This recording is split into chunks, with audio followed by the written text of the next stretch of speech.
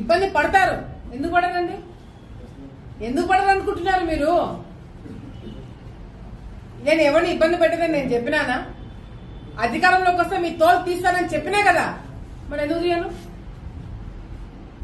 మంచితనం చూపిస్తారనుకుంటున్నారా? మీ దగ్గర ఎంతమంది మీరు తప్పుడు కేసులు పెట్టలే, మీరు ఎంతమంది జీవితాలతో మీరు ఆడుకోలేదు. మిమ్మల్ని వదిలేస్తారని ఎందుకు అనుకుంటున్నారు మీరు? ఒక్కొక్కరికి లెక్క చెప్తా అని చెప్పినా చెప్పి తీరుతా. నేను ఎవరి మీద నేను ఇది చేయను, నేను అన్ని మంచి పద్ధతిలో పోతాను, నేను చాలా మంచిదాన్ని దయచేసి అనుకోకండి. మీరు తప్పు చేసింటే భయపడండి, తప్పు చేయకపోతే ప్రశాంతంగా ఉండండి. డెఫినెట్ గా నాకు రెడ్ బుక్ ఉంది. రెడ్ బుక్ అంటున్నారు, పెట్టుకున్నా రెడ్ బుక్ నేను కూడా. దాంట్లో మీ పేర్లన్నీ ఉన్నాయి.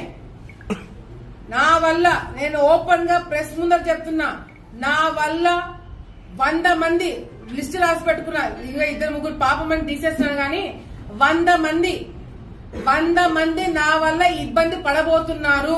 ఓపెన్ గా చెప్తున్నాను. 100 మంది లిస్ట్ నా దగ్గర ఉంది. ఆ 100 మందిని ఇబ్బంది పెట్టబోతున్నాను. అంటే ఇబ్బంది పెట్టబోతున్నాను అంటే కట్ట తీసుకొని కొడతానో చంపుతానో అట్లా ఇబ్బంది కాదు, అట్లా భయపడకండి. లీగల్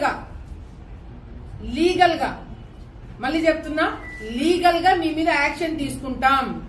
మీరు చేసిన అరాచకాలు బయట పెట్టి ఆధారాలు నిరూపించి మరి మీ మీద కేసులు పెట్టిస్తాను. మిమ్మల్ని వదిలిపెట్టము. ఎందుకంటే ఆలగడ్డ రాజకీయాలు నాశనం లేపింది మీరు కాబట్టి మీకు శిక్ష పడబోతుంది. మీరు జాగ్రత్తగా ఉండండి అని నేనే చెప్తున్నా.